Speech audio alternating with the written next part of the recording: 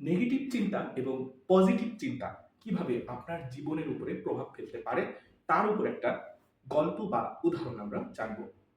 দুই বন্ধু যারা ভীষণভাবে দুজনের সাথে একসাথে চলাফেরা করে, একসাথে দেশে এবং একসাথেই ব্যবসা করে। দুই বন্ধু, এই ব্যবসা ছিল জুতার ব্যবসা। দুই বন্ধু মিলে ঠিক করলো তারা এই দেশে ব্যবসা না করে তারা অনুন্নত কোনো দেশে গিয়ে এই ব্যবসা করবে। কথা মতো তারা তাদের পরিবারকে রেখে তারা অনুন্নত একটা দেশে চলে গেল। যাওয়ার পরে এক বন্ধু আরেক বন্ধুকে বলছে, কি করব আমরা? এই অনুন্নত দেশে কে জুতা পরবে?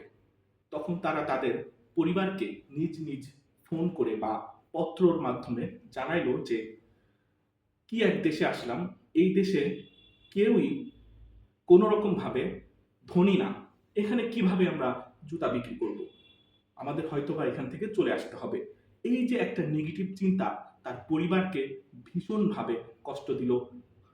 অপর বন্ধু ঠিক একই সাথে এই বন্ধুর সাথেই কিন্তু থেকেছে, একই বিজনেসের কথা তার পরিবারকে ফোন করে জানালো যে, এমন একটা দেশে এসেছি, এই দেশে কেউই জুতা পরে না। সুতরাং আমাদের ব্যবসা হবে খুবই ভালো এবং আমরা এখানে প্রচুর লাভ করতে পারবো।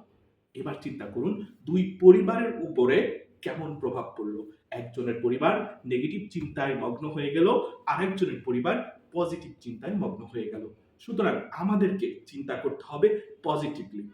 ধন্যবাদ।